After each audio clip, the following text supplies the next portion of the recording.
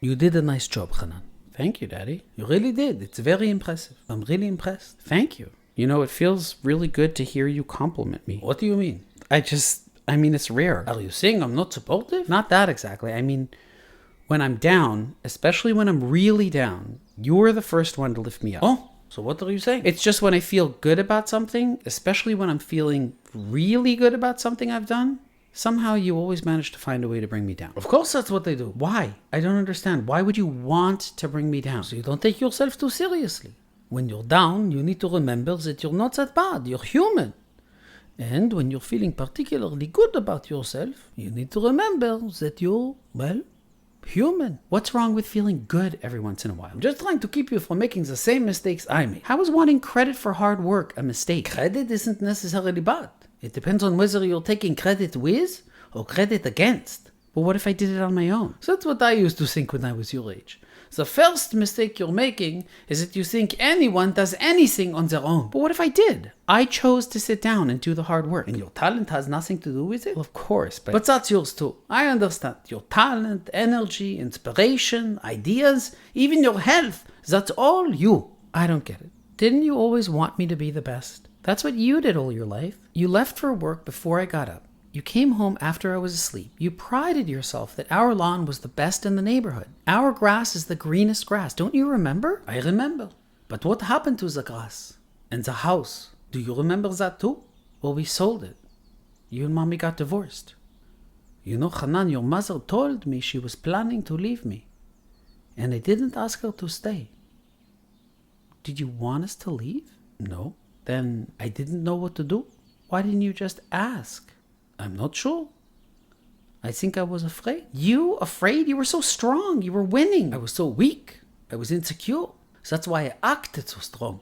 But I had no idea that the real strength doesn't come from winning. Real strength comes from not insisting on controlling everything, which then allows you to become a participant in something larger than yourself. Are you saying you should have purposely chosen to be weaker? Well, that's a paradox. What seems to make us weaker actually makes us stronger. What you're saying now doesn't make any sense. How can you become stronger by being weaker? By leaving the race, leaving the fight, giving up your ego. But if I get out of the race, what's left? What's left is the strongest force in the world. Humility. What does humility have to do with strength? Humility is much stronger than any race, fight, or recognition. It's not to give up. It's to accept yourself the way you are, which then allows you to accept and respect other people because you don't feel you have to fight for your place. To be humble is to be like the earth, the dust. It's a powerful existence. That actually sounds a little degrading. To be like the earth, the dust, is it? Earth has a gravitational pull. It attracts.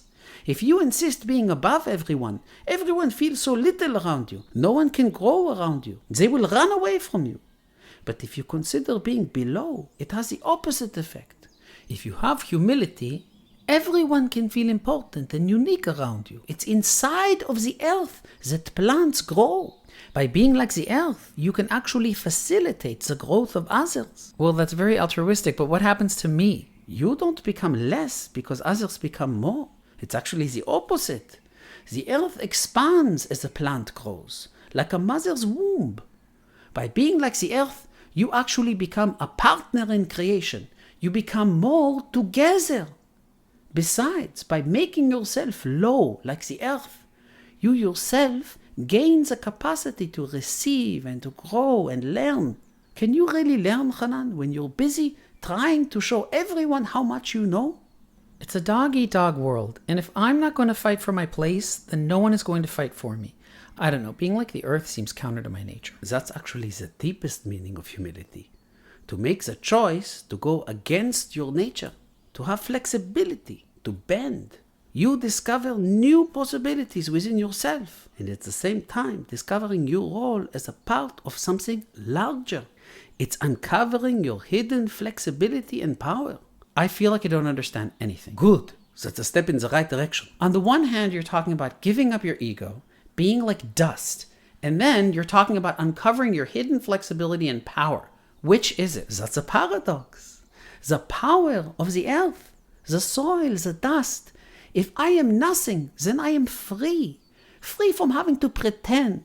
free from having to keep a uniform face, which in turn frees me to listen, to learn, and to have the flexibility, the power to be what I need to be in the moment.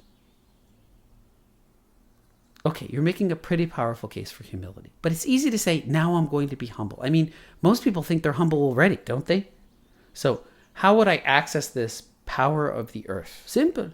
Just think about some things that you feel you absolutely cannot live without. And then give it up. That sounds terrifying and honestly a little insane. Like I would purposely throw away my security. If you try it out, though, you might find that what you thought was so important in actuality isn't.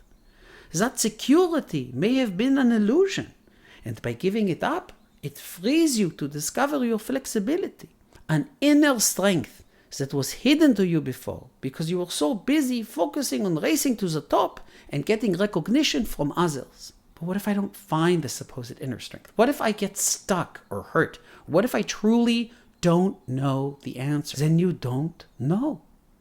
But discovering that you don't have the answer, or that you are wrong, or that you need help, is an important thing to learn too. And it's okay. Humility is understanding that there is more than what I thought should be. Daddy, what could you have said when Mommy told you she was leaving? I could have said, I need you. And I want you to need me too. What were you afraid of? That the answer might be no.